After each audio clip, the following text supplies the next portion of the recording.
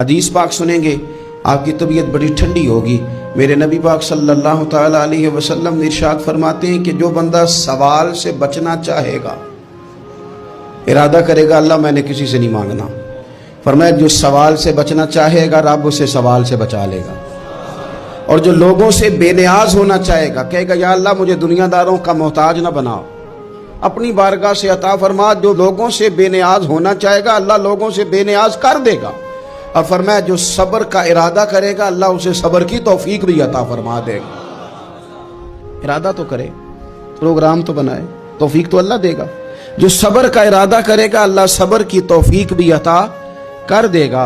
اور حضور صلی اللہ تعالی علیہ وسلم فرمانے لگے یاد رکھو کسی بندے کو جو بہترین تحفہ دیا گیا ہے نا، اگر کسی کو کوئی بہترین عطیہ ملا ہے تو پھر اللہ تعالیٰ نے اسے صبر عطا فرمایا ہے۔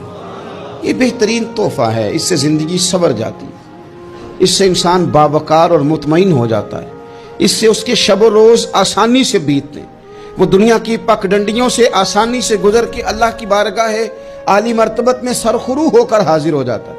لیکن اگر بے حوصلہ ہو، صبر نہ ہو، پھر نقصان روز بروز بڑھتا ہے۔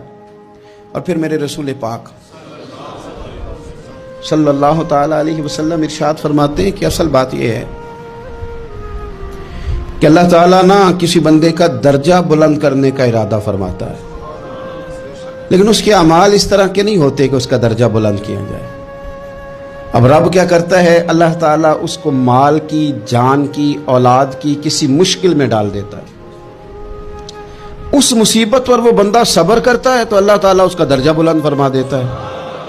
اعمال اس قابل نہیں تھے کہ درجات بلند ہوں، وہ اعمال کی بنیاد پر نہیں کر سکتا تھا تو اللہ نے کسی مشکل میں ڈال کے نہ اپنے فضل سے درجہ بلند کر دیا۔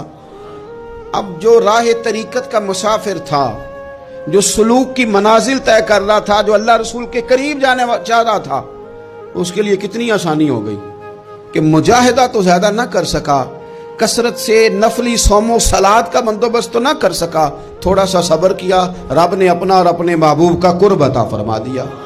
تو یہ تو آپ صبر کرنے کے لیے جب نکلے ہیں تو آپ نے تو رب رسول کو پا لیا ہے۔ یہ صبر تو وہ والا سفر ہے جس کی جو منزل ہے وہ اللہ رسول کا قرب ہے۔ ہم لوگ تھوڑی تھوڑی باتوں میں حوصلہ ہار جاتے ہیں، صبر چھوڑ جاتے ہیں، پریشانی بڑھ جاتی ہے، پتہ نہیں ایسے محسوس ہوتا ہے کہ جیسے یہی بندہ دنیا کا سب سے دکھی بندہ ہے۔ تو ایک تو یہ کہ ذاتی حیثیت سے صبر کرے، ایک یہ کہ پھر دشمن کا جب مقابلہ ہو، آمن نصبرو و صابرو، آپ کا جب مقابلہ سامنے کسی کے ساتھ ہو تو پھر تیر، تلواریں، اسلحہ، بندوقیں یہ نہیں زیادہ لڑتی، میدانوں میں حوصلے لڑتے ہیں، میدانوں میں صبر لڑتا ہے، میدانوں کے اندر توانائیاں لڑتی ہیں۔ میدان کربلا کے اندر کوئی مقابلہ نہیں تھا تیر کا تیر کے ساتھ، تلوار کا تلوار کے ساتھ کوئی مقابلہ نہیں تھا۔ میدان کربلا کے اندر ظلم کا صبر سے مقابلہ تھا۔ فتح کے ڈنکے یزید نے بجائے تھے، جشن ابن زیاد نے منایا تھا، لیکن قیامت تک اللہ نے جو فتح عطا فرمائی ہے تو وہ حسین ابن علی کے صبر کو عطا فرمائی، وہ سیدنا امام علی مقام کے صبر کو ملی۔